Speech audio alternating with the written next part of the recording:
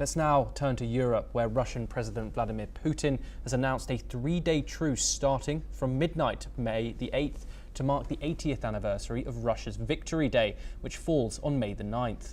Russia called on Ukraine to join the truce and said that there would be an adequate and effective response if Ukraine violates the ceasefire.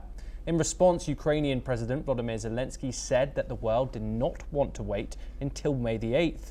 In his nightly address, he called for a full and unconditional ceasefire for at least 30 days to provide a basis for real diplomacy. Ukrainian Foreign Minister Andriy Sybiha also supported Zelensky, stating on social media platform X that if Russia truly wants peace, it should cease fire immediately and did not want to wait until May the 8th.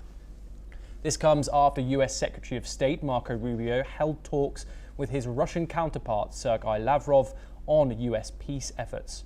Meanwhile, Trump says that he brought Zelensky was ready to give up Crimea, though the Ukraine leader has ruled this out several times.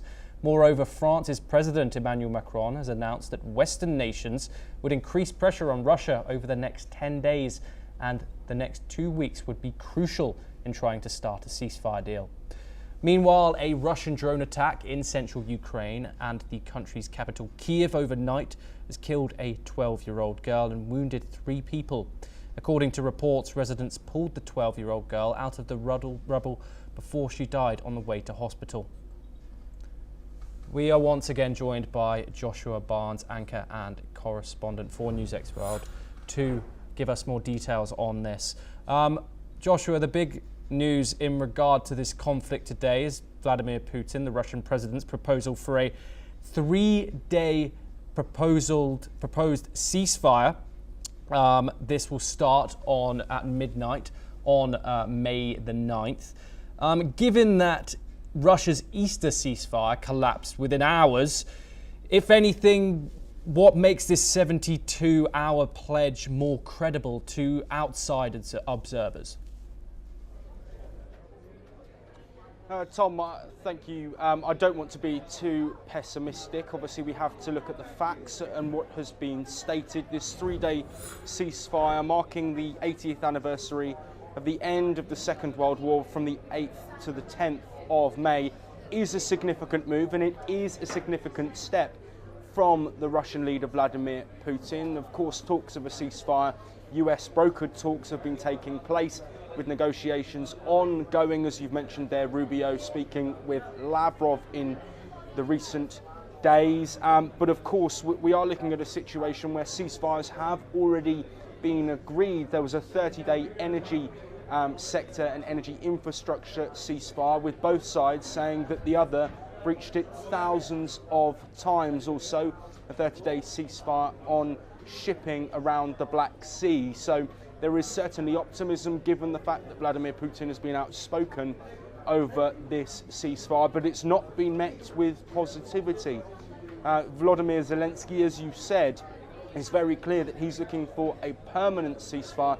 This 3-day ceasefire falls short of that. There have been calls and experts have said that previous ceasefires, like the Easter truce that only lasted 30 hours, could have been seen as a move to appease Donald Trump by Russia and Vladimir Putin, given the fact that Trump has spoken about pulling out from these negotiations. If the ceasefire goes ahead, it will be reprieve on the battlefields and reprieve for those living in Russia and Ukraine. You mentioned there the strike on Ukraine. There has also been a strike reported in Russia as well overnight, a deadly strike reportedly killing 2 people. So strikes are going from either side. The battlefield is still leading to thousands of deaths potentially per week, if reports are to be believed. This is another impasse. We do hope that negotiations will continue.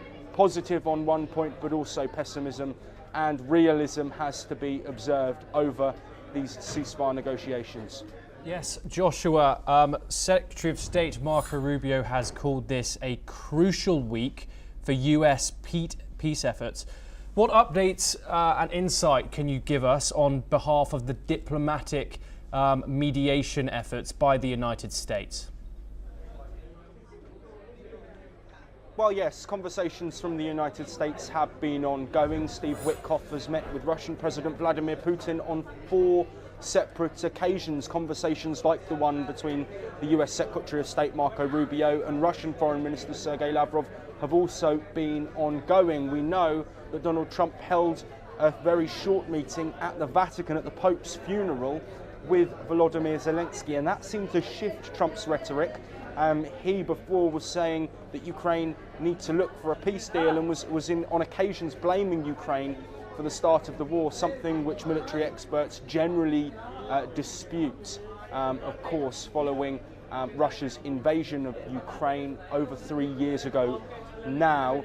But these diplomatic efforts are ongoing, and we can't forget Europe as well. Leaders in Europe, the incoming German leader Friedrich Merz, we've also got French President Emmanuel Macron and Keir Starmer of the United Kingdom, have all been open in their regards for support for Ukraine, but also looking at potential sanctions on Russia. Now, the US have dismissed this previously, but the US, as I mentioned earlier, have voiced frustration over the lack of progress in this ceasefire deal and negotiations. One big sticking point is the issue around Crimea, which of course was annexed in 2014.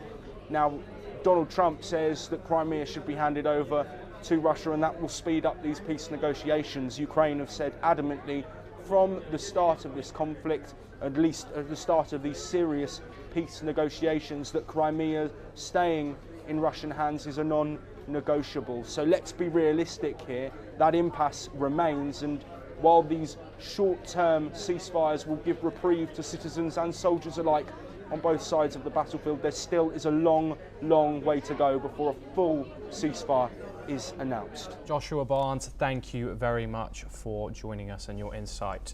Let's now move over to the Middle East, where